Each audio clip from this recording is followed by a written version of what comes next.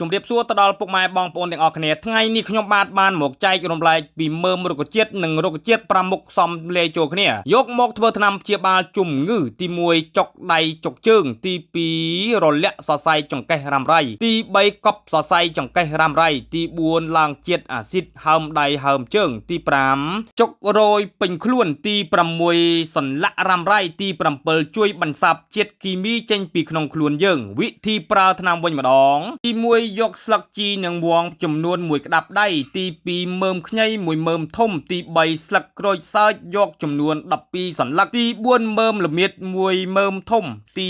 5មើមខ្ជាយ7មើមតូចៗបងប្អូនណារួចយក5មុខនឹងទៅលាងសម្អាតទឹកឲ្យបានស្អាតត្រឹមត្រូវបន្ទាប់មកយកមើមខ្ញីនិងមើមល្មៀតនិងមើមខ្ជាយ3មុខនឹងយកទៅចិតជាចំណិតឲ្យបានស្តឹងរួចយក5មុខនឹងទៅហាលនៅក្នុងម្លប់ឲ្យបាន5ម៉ោងរួចដាក់ដាំជាមួយទឹក3លីត្រកន្លះរំងាស់ឲ្យបាន15នាទីទទួលទានថ្នាំវិញមួយថ្ងៃទទួលទានអត់កំណត់ទេណាបងប្អូនព្យាយាមទទួលទានចាប់ពី5ថ្ងៃដល់7ថ្ងៃអាការៈជំងឺដោយពុកម៉ែបងប្អូនដោយខ្ញុំរៀបរាប់នៅខាងលើគឺបានជាធូរស្បើយជាពំខានទឹកស្មានថារុក្ខជាតិសមចូលគ្នា5មុខពូកែស័ក្តិសិទ្ធិដល់ម្លឹងសោះបងប្អូន